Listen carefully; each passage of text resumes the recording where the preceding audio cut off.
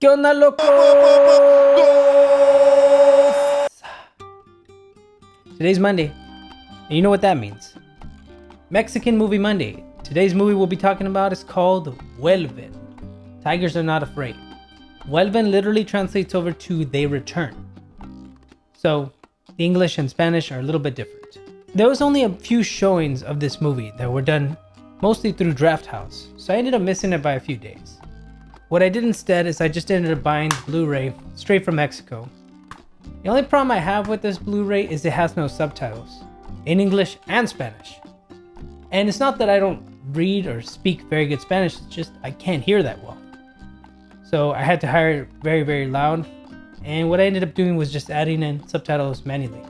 I grew up in Laredo, 1 mile away from Mexico. And I remember hearing these stories of certain restaurants that you couldn't be after a certain amount of time. So like at a restaurant, specific restaurant, you couldn't be there after 8 p.m. Or you couldn't say certain people's names or certain gang names. Much like the Boogeyman or things like that, but no, they were very serious about it. It was even a few years ago when Nuevo Laredo, which is only a mile away from Laredo, had signs that indicated like the gang was asking for recruits. Sure enough, watching this movie kind of resonated somewhat with me. It had a certain feel to it, and I think it will for you too. So, vamos a ver. Vuelve. Let's go. Vuelven translates over to They Come Back. The story is a fairy tale amidst drug wars reality. The movie follows 4 boys: Shine, Ve y mátalo. Pop, Sí, les vale madres, ojalá que te coma el tigre. Tuxi, Me gustan los chícharos. Morito, and 1 girl, Estrella. ¡Mi mamá regresó ayer! The movie starts with some information about missing people and murder rates, from the girl's perspective where the classroom is talking about writing a fairy tale. We get some voiceover about how tigers are not afraid and how they never forget. Los tigres nunca olvidan. And the story of a prince who has forgotten he was a prince, so he is no longer a tiger. Estrella then says we forget who we are when the things from the outside come to get us. Then we hear the sound of gunfire in the school.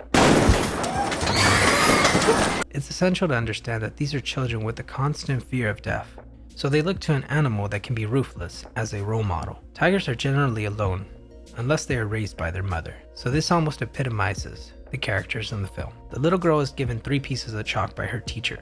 The chalk is able to make wishes come true. We then follow the story of a little boy who steals a gun and a phone from a drug dealer.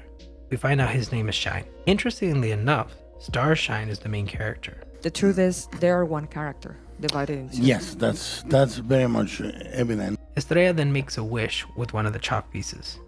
Deseo que mi mamá regrese. And the mother does come back, but she's more like a ghost haunting the house, or haunting Estrella. Estrella then follows Shine to the hideout with the other boys, and she has to stay with them. Déjala que se quede. Shine goes on to say that girls are bad luck. And the whole concept of the boys with the girl is reminiscent of Peter Pan. In this instance though, it's not that they don't want to grow up, but that they feel like they can't grow up, like it's not possible. Estrella then has the nightmare of her mom wrapped up in plastic wrap reaching out to her. I think things like ghosts are a constant feature in Mexican films, since Mexico has lost a lot of lives due to drug cartels, government conspiracies, murders, and many people just disappear. Los que todavía aún se encuentran desaparecidos, como pueden ver, sus cosas todavía están aquí, sus tenis, su ropa, sus maletas. Then the Huascas, aka pricks, come and steal Morito, so Estrella then says she can make them disappear. Yo sé cómo puedo desaparecer a ese huasca. But Shine thinks she means kill, so Shine gives her his gun. Sometimes the shaky cinematography is fun, but sometimes it's a bit nauseating like here. Then Estrella uses her chalk and wishes she didn't have to kill the Huasca. Deseo no tener que matarlo. And also, from the information we get on the TV, we found out that the flyers for Servando Esparza, serving Esparza, a politician who is the gang leader, is the man nicknamed El Chino, who the children talk about throughout the film. So Estrella ends up not shooting the Huasca, and then ends up finding Morito and other children locked in real cages. What looks like dog cages. So the crew ends up returning to the hideout. Then since they murdered, quote unquote, Caco, they know that the Huascas are coming. They squatter and stay in this building that looks like a school. Then we learn the reason Shine is keeping the phone is because it has pictures of his mom before she was murdered. Estrella then tells Shine of the magical chalk, and before Shine could even ask, She tells him, I can't bring back your mom. So Shine asks if she can fix his face. Estrella ends up walking away. The kids spend some time in the building doing silly things like acting like they're in a talent show, America's Got Talent or something like that. Then Shine, trying to look for a picture of Estrella's mom, gets taken by the Huascas. The Huascas find the building and terrorize the kids, and even manage to shoot Morito, the youngest of the kids. Once Morito gets shot, the music does something interesting. It silences and builds up to a mourning sound. A sound of silence for respect, and not the dramatization we would get in America. Just a quiet death. During the almost funeral for Morito, Shine just keeps watching the video of El Chino killing the woman. Estrella then decides that they should call Chino and give him back the phone. On the phone, Chino says he killed Caco, so the kids finally know the truth. Estrella isn't a killer. The crew then breaks up. Estrella then starts seeing the stuffed animal tiger that Morito had come to life, and she begins speaking to Morito. ¿En dónde te están enterrando? Tuxi and Pop then get the phone from Shine and try to tell the police that they have video of Chino killing somebody. The police see, but they won't say anything. This has happened in the past where the Mexican government and the Mexican police are working with gang-related issues. The crew then comes back together and decides to meet with El Chino to give him back his phone. El Chino then kills his henchman in front of the kids. No! And tells them to leave. Lárguense de aquí. No los quiero volver a ver. So we finally did it, guys. We got our very first copyright claim. I kind of get it. I was just waiting for how long it was going to take. So I didn't recognize who or what this was. So I decided to ask one of my coworkers at work about it, and she was going over the whole concept of Televisa de Esa, de Sebe, and she knew backwards and forwards, to which I asked her, hey, how do you know all that information?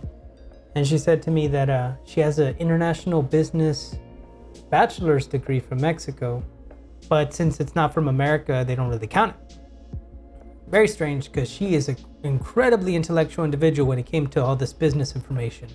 She knew all the proprietorship information. She knew where the money is located and how it's privatized. And I didn't understand much of it because it works on a different function-based system than America does.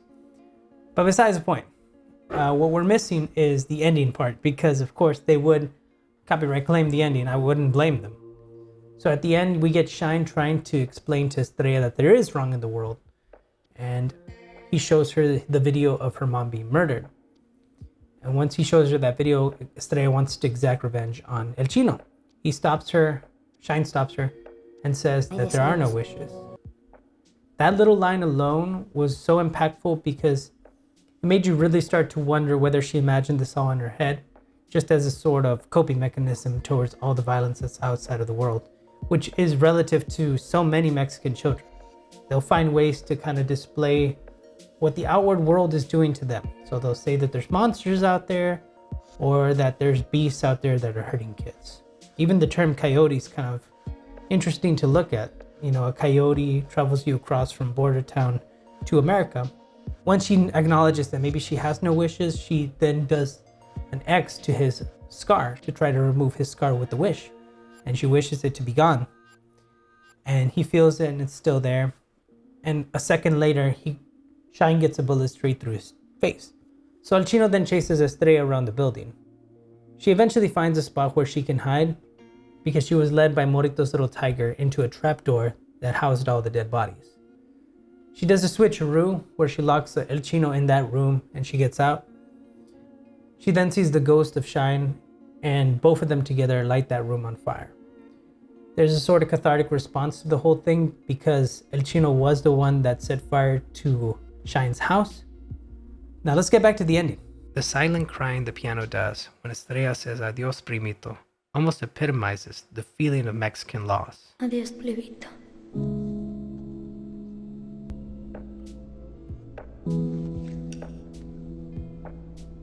The movie ends with the saying, Los tigres no tienen miedo. But instead of saying that we will never forget, Estrella says we must remember. Question of memory is central to a culture. It's central to friendship. It is central to so much beliefs. The movie was gorgeous to look at. The cinematography, the subtle nature of it, itself represents a lot more than just the animal version of pride or distinctive strength. It represents power in the self.